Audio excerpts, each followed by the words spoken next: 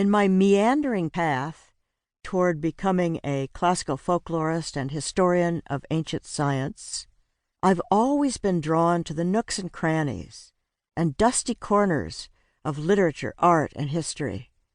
Curiosities, mysteries, oddities, outlandish outtakes make my pulse race.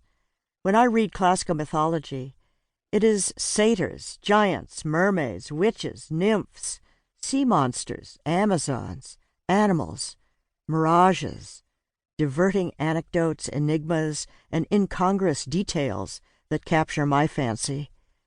I love sifting folklore, myths, legends, and old historical accounts for traces of genuine knowledge, embellished with imagination, especially about natural history.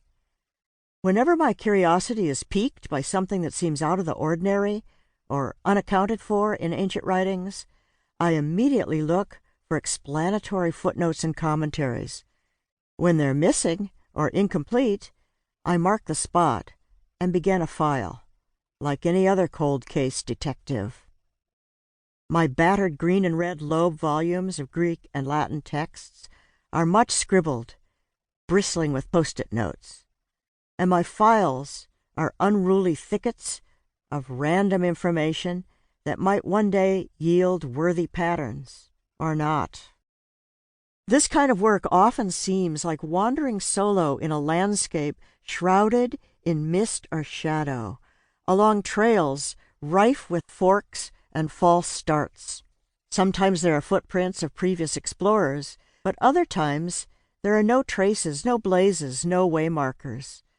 Sometimes the mosaic of burned-over patches is illuminated by sudden shafts of sunlight and understanding. The word that best describes this sort of marginal territory is the medieval march, derived from edge, boundary, forest, impression, trace. Marches are the borderlands or crossroads between realms, deserted or sparsely populated liminal zones on the frontiers of formally recognized centers.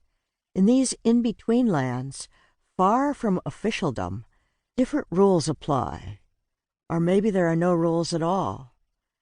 In the marcher zones of myth, science, and history, one is free to explore, establish footholds, devise one's own maps. Each essay in this bundle of 50 has a unique time and place.